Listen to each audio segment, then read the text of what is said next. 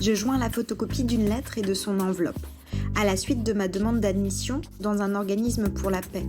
Ils ont eu le courage de marquer les 3 professions, péripatéticienne, peintre, écrivain. C'est une première mondiale, et la preuve que nous sommes acceptés même par les hautes autorités scientifiques. C'est justice. Il y en a assez qui sont bien contents de venir bander chez nous. Les parleuses.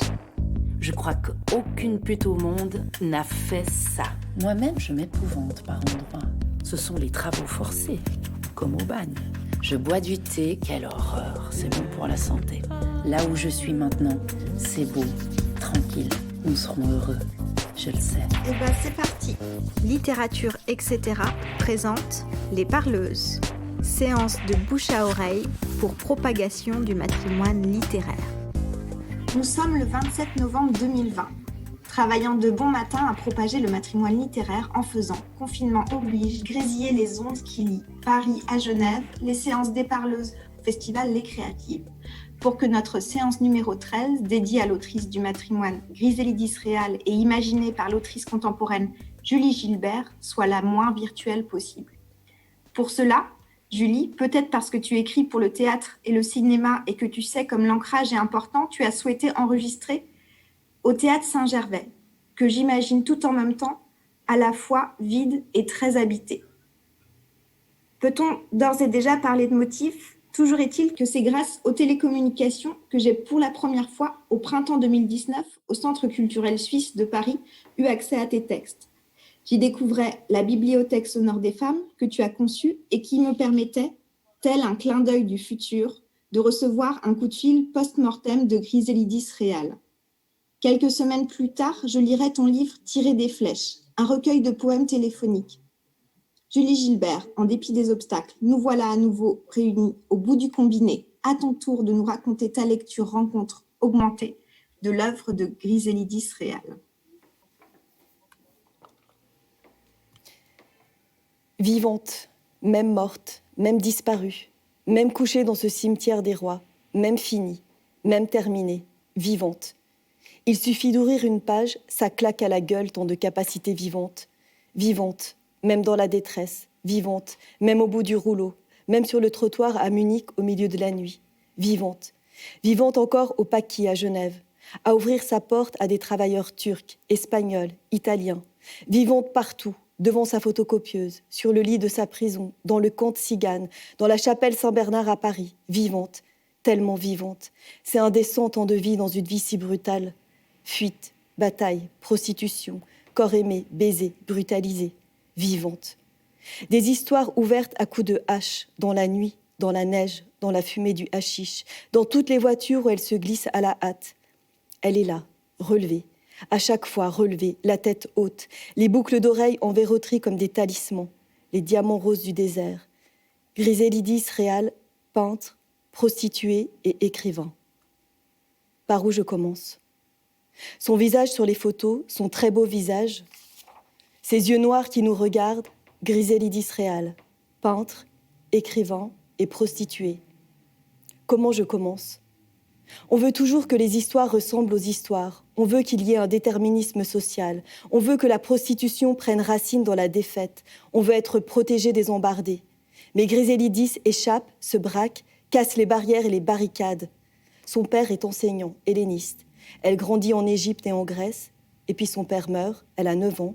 C'est le retour à Lausanne, Suisse, avec sa mère. Une éducation rigide, jamais entendu le mot prostituée. C'est Zurich, l'école des arts décoratifs, diplômée en 1949. Pour faire l'amour, on doit se marier. Alors elle se marie, elle a 20 ans. 23 ans, son premier fils. Elle se sépare. 26 ans, une fille avec un autre homme. Elle se sépare. 27 ans, deuxième fils avec son premier mari. Ils divorcent. Sa belle famille lui prend son fils aîné. Elle tombe amoureuse d'un autre homme. Elle a un troisième fils. Elle a 30 ans. Elle dit « Le bonheur devait nous tomber du ciel comme une colombe qu'on devait recevoir sur les genoux et caresser. » J'habite aussi les Paquis, le soi-disant quartier chaud de Genève. Je n'ai jamais rencontré Griselidis Réal. Mais je sais que sa tombe est au cimetière des Rois, à quelques mètres de Calvin et à côté de Borges. Je sais aussi que c'est la première femme enterrée dans ce cimetière. Je sais aussi qu'on a dit « la première femme enterrée, forcément, c'est une prostituée. Forcément, c'est une femme au service des hommes. » Je sais aussi qu'on a dit « dingue, on fait entrer une prostituée au cimetière des rois. » Je sais aussi qu'il y a écrit sur sa tombe, à sa demande, « peintre, écrivain et prostituée ». Hier soir, j'ai appris qu'elle habitait 46 rue de Berne. Je savais qu'elle habitait rue de Berne, la rue de Berne et la rue des Putes à Genève. Et hier, j'ai cherché le 46. Je l'ai cherché plus bas, dans ces immeubles à bar, kebab, ouverts toute la nuit. Mais le 46 est plus haut. Le 46 est dans le même bloc d'immeubles que le mien. J'ai découvert que j'étais la voisine de Griselidis Réal. Je ne sais pas pourquoi, ça m'a fait un truc. Comme si quelque chose allait arriver. Comme si le temps pouvait s'ouvrir. Comme si ça pouvait vouloir dire quelque chose. Avoir une commande d'un texte sur Griselidis Réal et découvrir que depuis ma cuisine, je peux voir sa fenêtre. Que si elle vivait encore, je pourrais lui faire coucou. Que si elle vivait encore, je pourrais peut-être entendre la musique qu'elle écoutait en buvant son verre de rouge. Que si Griselidis Réal vivait encore, je la verrais fumer ses gitanes à sa fenêtre. Griselidis est morte le 31 mai 2005. On ne sera donc jamais voisine, mais au cas où, je le prends quand même comme un signe. Une sorte d'autorisation pour entrer dans sa vie. La vie de Griselidis Réal. On la trouve dans les lettres qu'elle a écrites à Maurice Chapa, l'écrivain suisse, dans les années 50. On la trouve dans son journal de prison, février 1963. On la trouve dans Le Noir est une couleur, son premier livre sur sa vie, qu'elle écrit au retour d'Allemagne. On la trouve encore dans les lettres qu'elle écrit à Jean-Luc Henning, de 1980 à 1990. La vie de Griselidis Réal. C'est d'abord la vie d'une jeune femme, divorcée, dont le premier enfant, Igor, est élevé par les beaux-parents et dont les deux autres, Léonore et Boris, sont dans des pouponnières. Genève, le 19 décembre 1957. Chère Suzy, j'ai gagné mon procès, celui concernant mon dernier fils, Boris Chimek. On m'a donné les droits paternels et le droit de garde. Ils ont institué une surveillance de la chambre des tutelles, ce qui m'est encore assez égal et ne me fait plus peur.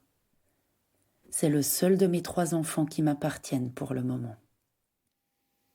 C'est la vie d'une femme qui dessine des foulards, qui travaille comme serveuse, qui fait la cuisine et le ménage chez des vieilles princesses polonaises, qui fait des petits boulots à l'ONU, qui passe 7 mois à Montana au sanatorium pour soigner son poumon. Vous savez qu'elle a dû aller, elle est restée assez longtemps à Montana, où elle a dû se faire opérer d'un poumon. Et la veille de l'opération, ou l'avant-veille de cette opération, elle avait la trouille d'y passer. Elle est partie en stop. Au Paquis, elle a fait une fête magistrale, pas au Paquis, puisqu'elle ne se prostituait pas à l'époque, mais enfin, elle a réuni ses copains, elle est partie, ils ont fait une fête. J'avais donc faire toute la nuit, puis elle est rentrée après pour aller se faire opérer. Il faut le faire, ça. Hein. C'était du Griselidis tout craché, quoi. Qui entretient une correspondance avec Maurice Chapa, qui peint, qui aime le jazz, qui rêve avec sa sœur et une amie de créer un triumvirat.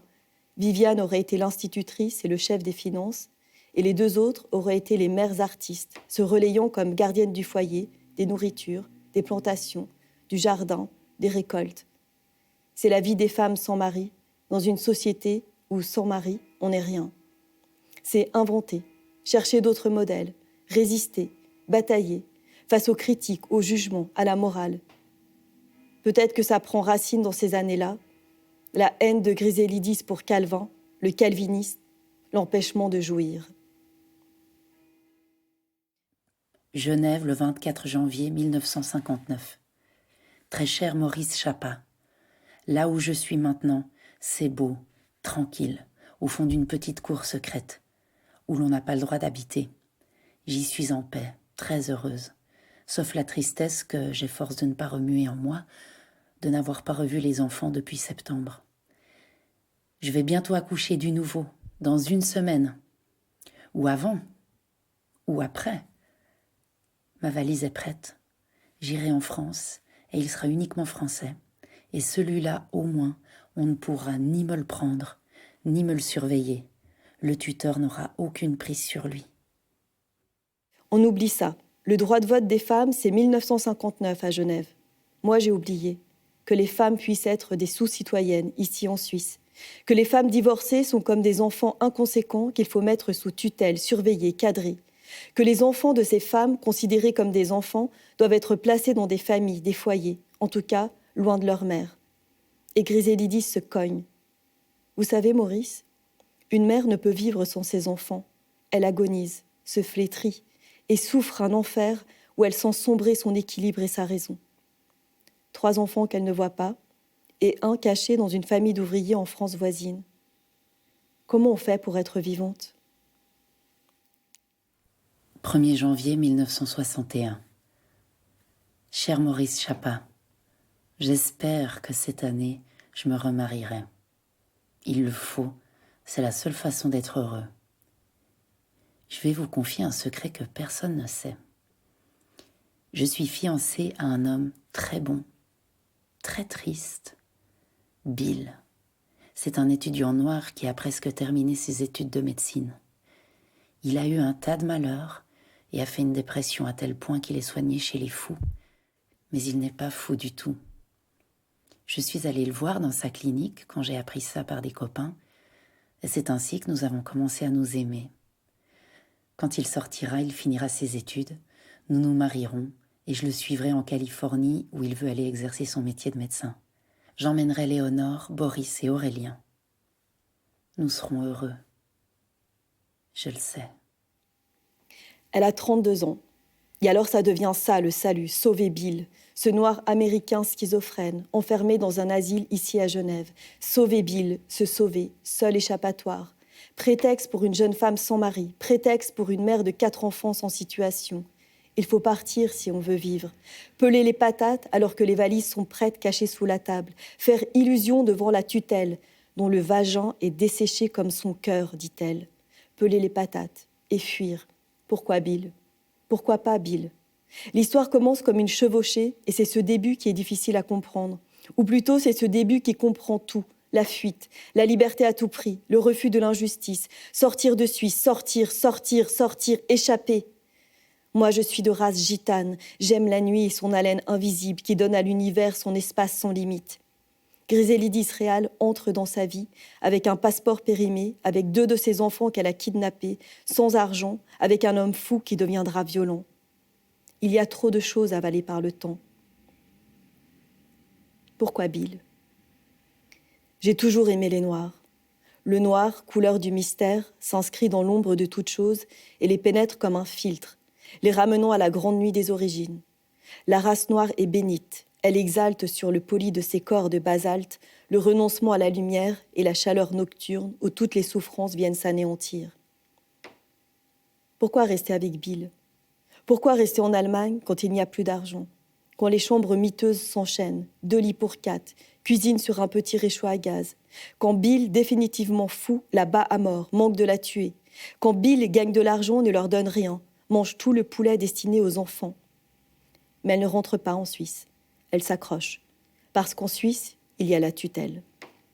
Elle pose pour les beaux-arts, elle demande la charité à la mission catholique, elle tente de faire la Putzfrau dans une mission protestante.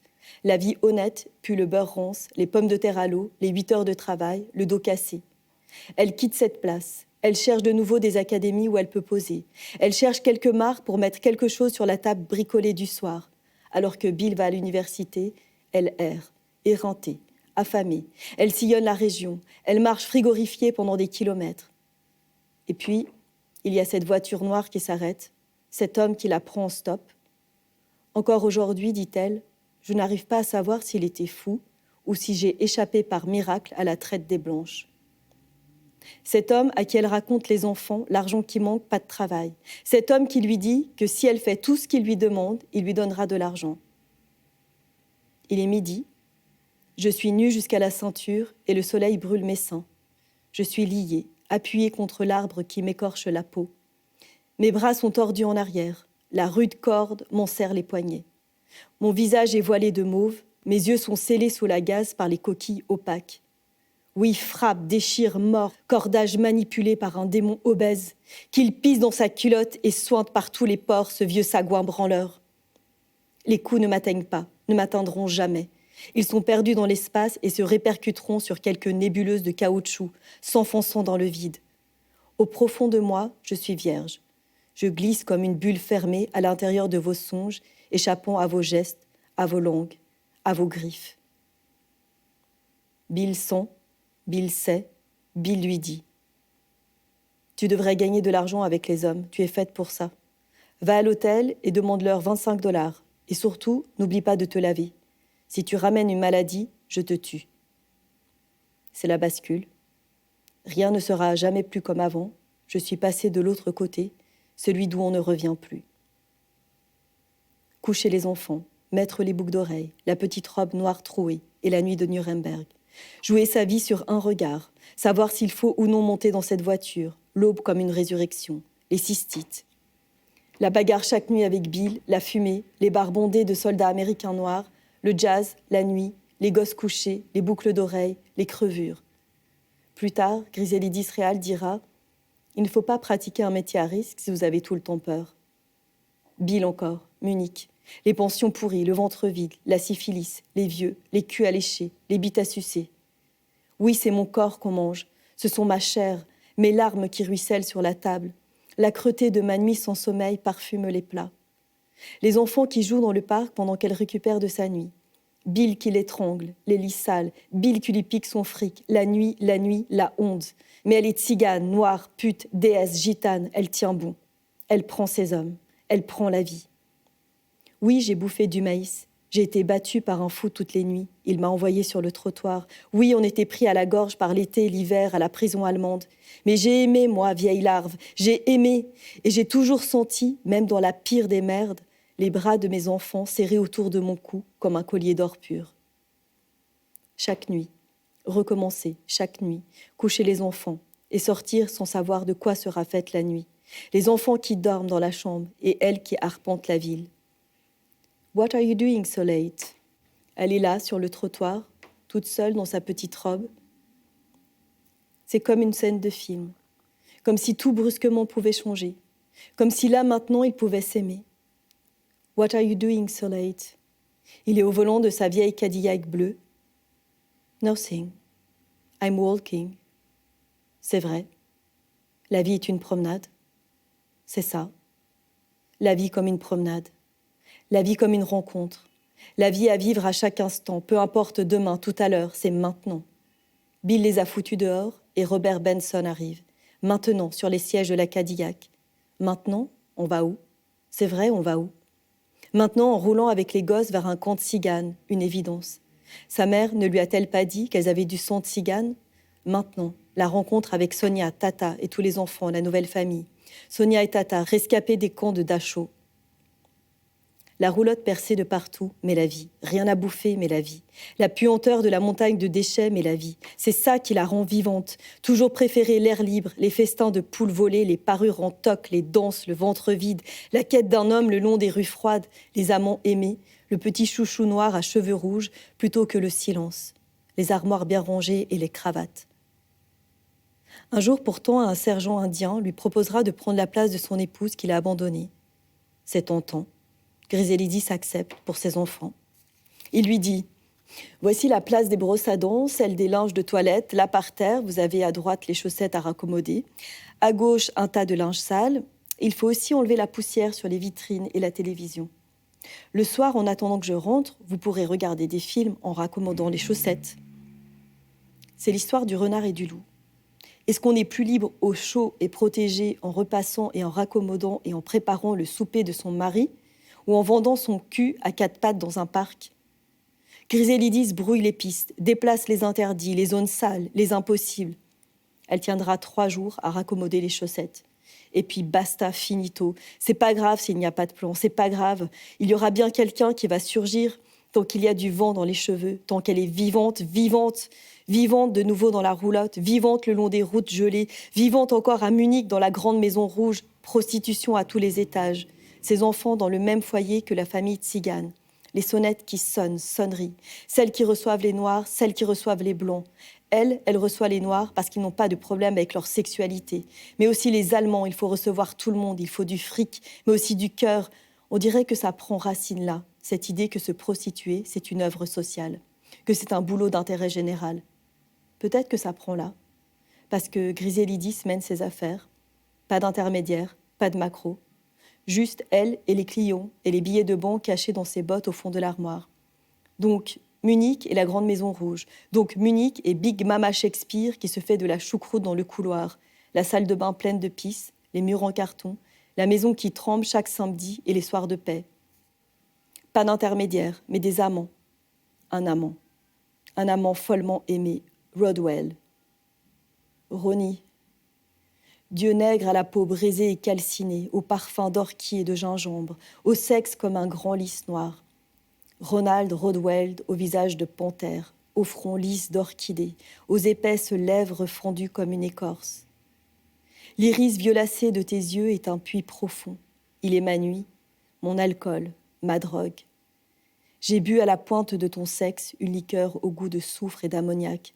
Je me suis abreuvée aux sources salées de ton ventre, aux grains de raisin bleu de ta poitrine. Tu m'as tué, tu m'as ressuscité, et je n'en finis pas de revenir à la vie, dans le limon de nos jouissances mêlées, entre tes deux pitons noirs qui m'enserrent. Rodwell, c'est l'amour, et la marijuana qui entre dans sa vie. Parce que Rodwell aime fumer ses fines cigarettes, ses sticks. L'armoire fourmille de boîtes de drogue, la chambre s'est transformée en cratère de volcan, tout peut éclater d'un moment à l'autre. Rodwell et ses amis, la chambre sature de soldats noirs américains et de fumée, ça tangue, Ray Charles dans les oreilles, et les mains de Rodwell sur son corps, sur son sexe et encore sur son corps, comme jamais ses caresses entêtantes à en perdre toute la voix. Alors, quand il ne reste qu'une boîte dans l'armoire, il ne faut pas que ça s'arrête. Elle achète une voiture, aller-retour au Maroc, juste la marijuana, que la marijuana et le hashish, rapportés dans son sac de couchage, remplissant ses armoires, l'odeur partout, et le hash remplace les passes, et le hash vendu au Birdland, la rumeur, les mises en garde, les fumées fument sa vie, Rodwell. Le dernier disque, Love Tastes Like Strawberries, de Myriam Makeba, et puis la trahison de Brown. Rodwell est arrêté, et puis c'est elle. C'est fini. Munich, 2 avril 1963. Ces lignes seront-elles lues un jour ? Je ne sais. Je suis en prison, déjà 6 semaines. Le plus atroce fut le premier jour et la première nuit.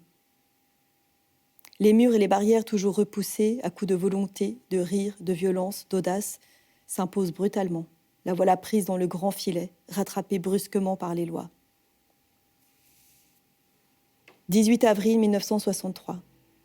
Il faudrait que tout cela ait un sens. Quel sens ? La vie autrefois avait un sens. C'était une lutte pour la vie, le bonheur. On a perdu, c'est bien. Mais quel est le sens de cette continuation derrière les barreaux ? C'est la question vitale que je me pose. Ici, qu'y a-t-il de vivant ? Quel sens ? Si ce n'est plus possible de sentir son cœur battre, quel sens ? Si on ne peut pas tout miser, d'un coup, jeter les dés au hasard ? Heureux vivants qui sont dehors, qu'elle regarde depuis son cinéma, perché sur sa valise. Heureux vivants qui sont dehors, alors que dedans tout est mort, mort, mort. S'échapper, c'est ça, s'échapper à tout prix. Mais les murs sont épais, mais les murs résistent. La lettre d'amour de Rodwell comme un talisman, la photo de ses enfants, il faut s'échapper, braquer l'enfermement. Elle a obtenu de pouvoir peindre et peint une tigresse à tête de Rodwell, des démons, un juge, une madone aux arbres serpents, la nuit, des diables, des anges. D'abord au stylo-bille, puis à la craie. Ses dessins remplissent toute la cellule. Les couleurs énormes mangent la tristesse. Et même les sales gardiennes sont émerveillées. Elle écrit des poèmes en allemand qu'elle passe clandestinement lors de la promenade à son amie Gerland.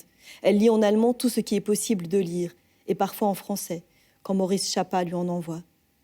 Attendre la promenade, rencontrer les prisonnières politiques, apprendre, s'interdire de tout casser, de devenir folle, de se couper les veines, tenir 7 mois, 7 mois, 7 mois sans aucune nouvelle de Rodwell.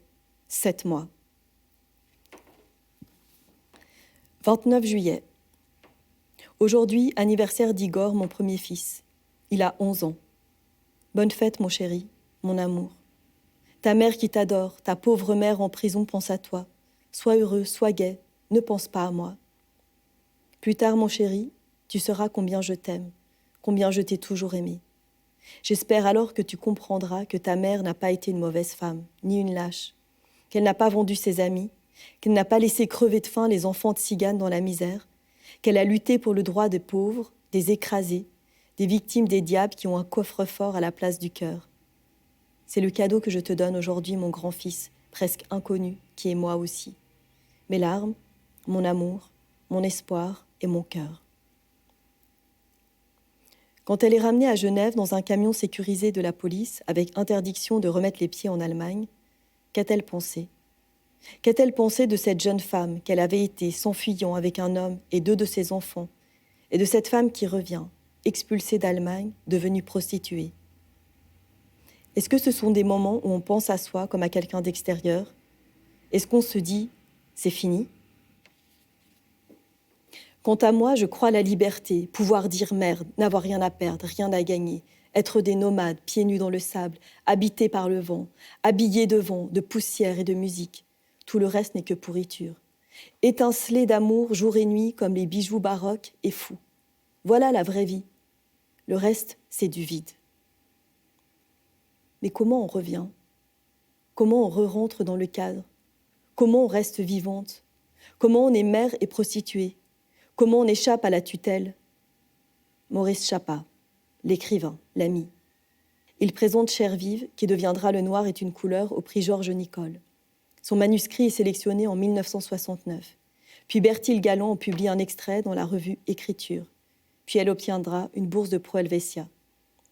Le noir est une couleur sera publié en 1974. Au même moment, Claudine Martin lui propose d'exposer ses dessins à la galerie Aurora. Griselidis Réal arrête de se prostituer. Nouvelle étape. Elle retrouvera sa sœur, Corinne, retrouvera fugacement sa mère juste avant sa mort, aura des amants, des histoires pas possibles, des chantages au suicide, des pistolets sur la tempe, des fulgurances, une nouvelle histoire d'amour aussi, qui commence par une correspondance en prison. Acide, Ahmed, un Tunisien. Une nouvelle histoire cruelle qui durera longtemps. Mais surtout, elle se met vraiment à écrire. Parce que si vous avez vécu des choses, que ce soit des coups ou des caresses, c'est plus fort que vous. Vous avez envie de vous exprimer là-dessus, de les restituer par des mots, par des couleurs, par un rythme. L'écriture qui était toujours là, dans les lettres, sur des petits bouts de papier, carnets, à côté des dessins, et entrée dans ces nuits. Nouveau voyage, nouvelle traversée. Cher Bertil Galland, si je vous écris ce soir, c'est que je suis comme d'habitude à ma machine à écrire. Quelque chose me serre à la gorge.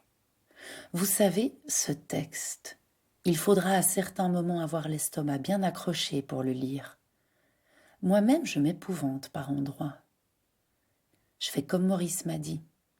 Je raconte les choses d'une façon simple, sans fioritures, ni adjectifs inutiles, sans camouflage exclamatif. Je vous dirais que c'est horriblement dur pour moi. A-t-on le droit de livrer de tels textes au public ?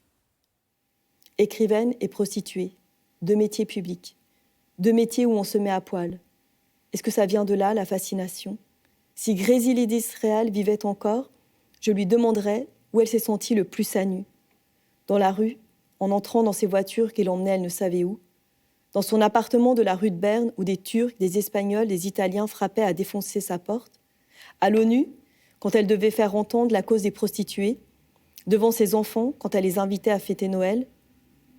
Je suis sûre qu'elle aurait répondu encore autre chose. Que si elle s'est sentie à nu quelque part, ce n'est pas là où on l'attend. Parce que Griselidis Réal n'est jamais là où on l'attend.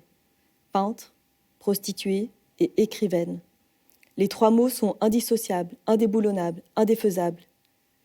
Est-ce que c'est l'écriture qui permet de tenir, de sortir la nuit chercher les clients, de supporter tous ces sexes mous, durs, insistants, amoureux, d'accepter tous ces corps volontaires, puants, brutaux, sentimentaux, de résister aux coups, à ceux qui étranglent, à ceux qui veulent plus? Est-ce que c'est l'écriture? Est-ce que les mots la sauvent de ses détresses? Pour dire la vérité, moi je ne sais pas écrire. Je le fais instinctivement, plutôt mal que bien. C'est uniquement pour me faire du bien et ne pas étouffer, car dans la vie on ne peut ni hurler, ni mordre, ni tuer pour se venger de certaines choses. Il faut bien se défouler, dans l'écriture. Singulière destinée d'une femme profondément libre, singulier destin. On lui a prédit souvent, destin exceptionnel. Mais après, il faut le vivre, ce destin. Juin 1975, c'est un tournant. C'est l'occupation de la chapelle Saint-Bernard à Paris. 500 femmes, 500 prostituées qui demandent la reconnaissance de leurs droits. Griselidis est là et c'est une évidence. Ça devient sa bataille, son terrain de lutte. Elle peut se battre à visage découvert. Elle dit « La prostitution, c'est un art, un humanisme, une science, à condition d'être pratiquée volontairement et dans de bonnes conditions. » Elle déplace le curseur, refuse que les prostituées soient réduites à des victimes. C'est la société castratrice qui est en cause, culpabilisatrice. Calvin est son ennemi numéro 1. Calvin est toute la société bien pensante, l'Église, les bourgeois, tout ce qui empêche la jouissance et provoque cette misère sexuelle des hommes, mais aussi des femmes, de leurs épouses, dont les prostituées héritent, que les prostituées doivent gérer, penser, régler. Griselidis veut que la prostitution soit reconnue comme un travail nécessaire. Elle reprend son activité de péripatéticienne. Elle devient une catin révolutionnaire, une archiviste, une militante pour la cause des prostituées. Genève, mardi 12 février 1985, à Plume de Course. Ah, mon cher Jean-Luc, je crois qu'aucune pute au monde n'a fait ça. Laisser 4 ans ses visons au mont-de-piété pour avoir financé un débat à l'université de Genève, qui m'avait coûté 6 000 francs, suisses, bien entendu. Donc mes fourrures sont héroïques. Elles ont servi à la Révolution. Et les revoilà, sortant tout droit des frigorifiques de l'État, bien conservées encore, comme leur maîtresse. Son appartement devient le premier centre mondial de documentation sur la prostitution. Entre les piles de livres et le passage des clients, la photocopieuse tourne jour et nuit. Il y aura 3 photocopieuses dans la vie de Griselidis Réal. La photocopieuse comme un prolongement qui gronde dans la nuit pour défier les injustices, les silences, les tabous. Griselidis Réal découpe les articles, les photocopie, les classe, les envoie au Parlement européen, à l'UNESCO, aux droits de l'homme. Elle alerte, elle informe, elle secoue sur les conditions des travailleurs et travailleuses du sexe. La seule chose, elle passe complètement à côté du sida auquel elle ne croit pas. Des jeunes étudiantes viennent consulter des documents. Des journalistes viennent l'interviewer. Est-ce normal, dites-moi, qu'une vieille pute des paquis doit fournir en matériel sociologique les étudiantes de toutes les écoles, instituts et universités de Suisse romande, matériel qu'elle a payé de son cul? Elle ne s'arrête ni d'écrire, ni de se prostituer. Elle n'écrit pas pour se sortir de la prostitution. Elle écrit pour affirmer la prostitution comme un métier nécessaire. Faire un turc à 50 francs, finir sa lecture d'un texte de Tahar Benjeloun, préparer un paquet d'articles pour les militantes américaines et savourer en fin de journée une dorade en écoutant les cinglés du music-hall. Dans les lettres à Jean-Luc Hennig, alors journaliste à Libération, ce sont ces superpositions qui frappent, cette immédiateté de son écriture, les sexes des clients qui prolongent le poème qui dit la fatigue. Cette façon d'être elle-même, quelle que soit la situation, laissant de côté le misérabilisme, la violence de son métier. Pourtant, elle ne le niera pas non plus. Dans le train Genève-Paris, dimanche 19 janvier 1986. Cher Jean-Luc Hennig, quelle joie de voguer vers vous, Paris, et la radio libertaire, où je dois donc passer ce soir. Vous voyez, je vous écris presque toujours dans les trains. Celui-ci n'est pas trop brutal. Il secoue modérément. Cette garce de Jésus m'a encore fait un joli cadeau pour les fêtes de fin d'année. Vous savez que les musulmans turquais arabes se rasent très régulièrement les poils qui entourent la queue. Donc, hélas, quand ils repoussent, cela vous pique comme une brosse à chien. Et régulièrement, je suis écorchée aux endroits les plus tendres, aux abords de la chatte précisément. Pendant les semaines de Noël et de Nouvel An, j'en ai vu de toutes les couleurs, des tortures inimaginables. J'ai beau essayer toutes les pommades, tremper mon cul pendant des heures dans mon bidet à l'eau chaude, arrosé de camomille, de désinfectants de toutes sortes ou de mercryl laurilé, un antiseptique très en vogue chez les putes professionnelles et qu'on ne trouve qu'en France, d'iode, etc., rien n'y fait. J'étais écorchée vive et j'ai cru devenir folle sous les grandes queues des fonceuses et les chiens dents de leur pubis. Même à Noël, impossible d'aller draguer sur les trottoirs où tant d'ivrognes solitaires sont en quête de consolation. J'ai tout raté. Finalement, j'ai quand même trouvé une pommade. Mais trop tard, les fêtes étaient passées. Je vous la recommande en cas de malheur. Du Bépantène Roche, Longan, pas la pommade, c'est 0, qui vous colmate admirablement les plaies et forme une protection résistante même à l'eau et aux foutres. On la trouve qu'en Suisse.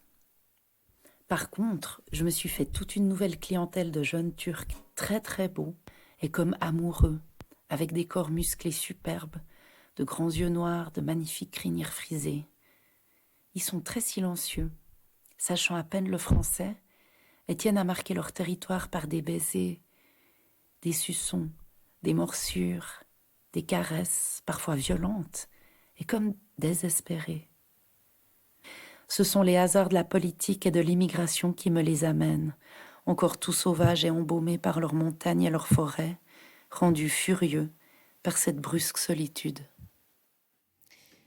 Griselidis Réal est prostituée comme si elle était anthropologue, curieuse des pratiques masculines, intriguée, étonnée, affamée, exigeante, consignant dans son carnet noir ou carnet de bal d'une courtisane les spécialités de ces hommes qui surgissent à sa porte ou qui prennent rendez-vous par téléphone.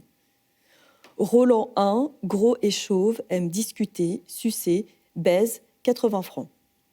Léo I, français d'origine espagnole, frisé, cheveux très noirs, sucé, baise, 70 francs. Lui est prêté la partager, rendu. Jean-Pierre IV, force de la nature, yeux bleus, légèrement grisonnants, monteur, suce, baise, 100 francs. Dessinons les contours des sexes hors normes sur une feuille de papier pour son musée des queues géantes. Et ses clients acceptaient. Photocopions des articles politiques pour ses jeunes clients kurdes et turcs exilés. Accueillons des grandes brutes, des timides, des alcooliques. Accueillons des hommes qui travaillent pendant 5, 10, parfois toute une vie sur les chantiers, loin de chez eux. Dans son appartement, c'est la Suisse invisible qui défile. Les solitaires, les sans-famille, les ouvriers, les vieux, les abîmés, les étrangers. Qui fera l'amour avec eux si ce n'est pas une prostituée? Griselidis Réal, entre deux lectures, entre un verre de vin, entre une lettre à Jean-Luc, entre ses photocopies, entre ses déclarations cinglantes, piquantes à la presse, ouvre sa porte, ouvre et ouvre sa porte. Il y a une sorte d'acharnement à être tout entière dans ce métier, dans cette façon de faire justice à tout prix, de revendiquer la place des prostituées dans la société, de revendiquer un savoir-faire. Parce que ce n'est pas facile de faire jouir un homme vieux et ivre, pas facile de faire jouir des sexes trop longs ou trop fins ou trop courbes, pas facile de remplir le vide émotionnel. Le lendemain, samedi 13 février 1988, après-midi, 17h. D'abord, il faut qu'on sache que la prostitution, c'est un travail. Marquez-le bien, en lettres géantes, soulignées. Et pas du tout forcément un plaisir. Pour le plaisir, nous nous adressons ailleurs. Ça nous regarde, c'est privé. Elle travaille, qu'on se le dise, c'est fait pour gagner sa vie. Un point, c'est tout. Ce qu'on veut, nous, c'est de l'argent. Pour salaire de notre travail. Pour payer nos factures, les loyers, le gaz, l'électricité, le téléphone, la blanchisserie. Il faut manger aussi, sous peine de crever. Et encore se soigner quand ces messieurs nous rendent malades. Et les impôts, j'oubliais l'essentiel. Ah non, qu'on ne vienne pas nous dire que c'est pour le plaisir. C'est déjà assez dur, après s'être promené 1 heure dans la nuit, dans le froid, dans l'angoisse, de ramener un monsieur qu'on ne connaît pas. C'est toujours inquiétant, malgré tout. On ne sait jamais d'avance s'il va vous payer ou vous assassiner. Et ensuite, de gré ou de force, il faut le faire bander. Et encore, ce n'est pas fini. Il faut encore qu'il éjacule. Alors ça, la plupart du temps, ce n'est pas du plaisir. Ce sont les travaux forcés, comme au bagne. 30 ans de prostitution, 30 ans de corps à corps avec les corps. Griselidis Réal et ses 7 vies. Vie de prostituée, vie de révolutionnaire des putes, vie médiatique, vie sociologique, vie politique, vie privée, vie d'artiste. Elle dira que vie privée et vie d'artiste, c'est 0-0 dans les dernières années. Mais partout dans ses textes et ses lettres et ses actes, on entend cette urgence du corps, cette exigence à être ce que l'on est, cette célébration de l'amour total, le cul et la poésie, désarmer les coups par l'amour, cette exhortation à ne jamais abandonner la lutte pour un monde meilleur, à nous secouer, se coltiner le réel, y aller, faire face. Griselidis Réal brûle tout sur son passage. Son regard noir nous fixe, pas d'échappée. Griselidis Réal qui lit dans sa prison Madame Bovary en allemand, qui descend dans la rue pour trouver les hommes quand personne ne frappe à sa porte. Griselidis Réal qui boit un porto au bar de l'Aiglon pour se donner du cœur à l'ouvrage. Griselidis Réal qui peint dans sa prison des anges et des juges. Griselidis Réal qui écrit des lettres à son ami Jean-Luc Hénig entre deux passes. Griselidis Réal qui fait tourner sa photocopieuse jusqu'à 3h du matin. Griselidis Réal qui se présente aux élections du Grand Conseil genevois sur la liste Action citoyenne en 2001. Griselidis Réal qui meurt d'un cancer. Genève, 6 octobre 1988. Presque midi et demi, en écoutant du magnifique jazz sur France Musique. Je bois du thé, quelle horreur, c'est bon pour la santé. Cher Jean-Luc, je suis crevée, car je me suis couchée à 3h30 du matin, après avoir lu et découpé des journaux, fait des photocopies, fait des centaines de photocopies, écrit des lettres. Mais hier, il n'est venu personne. Ces salopards de clients ne viennent plus, c'est inquiétant. De quoi allons-nous vivre, ma photocopieuse et moi-même ? C'est la mort de la révolution si ça continue. Il va falloir que je me recycle en femme honnête. Non, ça, jamais. Plutôt voler, mendier, crever. Cette putain de société ne me récupérera pas. Elle ne m'aura pas, même morte, car je donnerai l'ordre qu'on vienne faire régulièrement des passes sur ma tombe pour me distraire de l'autre côté. Je créerai même un fonds spécial pour ça, pour payer des linges éponges et une petite cuvette en plastique avec de l'eau propre renouvelée régulièrement afin de sauvegarder l'hygiène qui s'impose, même en plein air. Je ferai placer également un petit oreiller pour les dames au cul fragile et une savonnette biologique pour les queues des messieurs, avec quelques capotes pour les trouillards. Un peu d'ouate aussi pour l'entretien des antérieurs et de la vaseline mono. C'est capital. J'espère que cette tombe sera très honorée et fleurie par une abondance de Kleenex, toujours fraîchement utilisés avec amour, et jetés ça et là, comme des papillons joyeux, butinants et voltigeants, de la vie à la mort. Très poétique et original tout ça, car il ne faut pas s'emmerder, même sous terre, on n'a pas de temps à perdre. Je vous embrasse, cher Jean-Luc. À bientôt. En habitant ici, dans le même quartier, en traversant les mêmes rues, tout le monde a connu Griselidis Réal, ou sa fille, ou ses fils. J'ai rencontré des femmes qui ont été ses amies, ses collègues à Aspasie, le centre de documentation qu'elle a créé avec d'autres et où sont maintenant ses archives. Je me suis assise sur son fauteuil léopard, celui que l'on voit sur les photos. Et une de ses amies m'a demandé « Pourquoi la prostitution vous intéresse ?» Je n'ai pas su quoi répondre parce que ce n'est pas la prostitution qui m'intéresse, mais bien cette femme hors norme, cette puissance extrême de vie qui partout, tout le temps, par tous les moyens, a refusé qu'on l'enferme. Cette femme qui a affronté de tout son corps, de toute sa beauté, de toute son écriture, de toute sa joie, les obstacles. Cette femme qui a fait de sa vie une lutte acharnée contre les injustices. Tout éclate, tout jaillit, tout est toujours trop. Sinon, pourquoi vivre ? Mais ce que j'ai beaucoup admiré chez Griselidis, justement, bon, chez Claude Plumet aussi, mais différemment, c'est-à-dire qu'elle a su, de la prostitution, faire quelque chose comme si c'était une aide psychologique et morale, en dépassant le fait de tirer un coup, quoi. Ça, je trouve que ça, c'est merveilleux, parce que ça, oui, ça existe, c'est vrai, parce qu'il y a beaucoup d'hommes qui viennent et puis qui se racontent, ça, c'est vrai. Mais il n'y a pas que ça. Et Gris a fait sortir ce côté-là, elle l'a magnifié un peu, quoi. Le seul reproche que j'ai pu lui faire était qu'elle n'était pas d'accord, c'est le carnet noir. Parce que j'estimais qu'elle ait fait un carnet noir pour elle. Pourquoi pas ? Moi aussi, si j'avais des clients qui venaient souvent, je marquais des petits trucs, mais je n'ai jamais eu l'idée ni de le rendre public, ni de leur parler à personne. C'était planqué. Même les mecs, ils n'ont jamais su que j'avais fait ça, quoi. Tandis que Gris, ça je lui ai reproché, j'ai trouvé que c'était pas sympa vis-à-vis des mecs d'avoir fait ça. C'est le seul truc que je lui ai reproché. Et Gris était capable d'être très agressive. Hein. C'était une défense qu'elle avait. Et puis ça avait très bien... Gris avait une intelligence remarquable, bien vraiment. Cette femme, c'était une femme exceptionnelle parce qu'elle était dotée d'une intelligence où elle sentait les gens, d'une intelligence artistique et des dons pour l'écriture comme pour la peinture. Les deux, quoi. Jamais compris qu'elle n'ait pas pu percer en peinture, parce que je trouve qu'elle a quelque chose dans sa peinture de terrifiant, mais quand même un peu terrifiant, vous ne trouvez pas, quelquefois? Je termine ce texte dans le soir de novembre, dans le demi-confinement de cette deuxième vague qui donne à Genève un air de dimanche perpétuel. De ma fenêtre, je regarde encore la fenêtre fantôme de Griselidis Réal, et dans le vide de la cour, il me semble qu'elle pourrait nous dire « Soyons profondément vivantes et vivants ». Alors, soyons-le.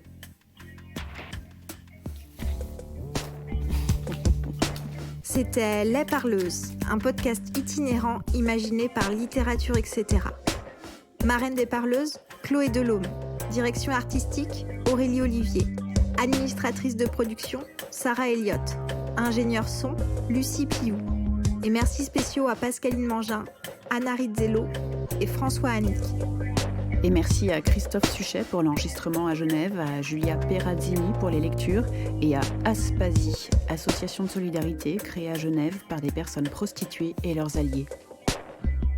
Les Parleuses, un projet soutenu par la Sophia, la Fondation Jan Michalski, la DRAC Île-de-France, les régions Hauts-de-France et Île-de-France, la métropole européenne de Lille et la ville de Lille.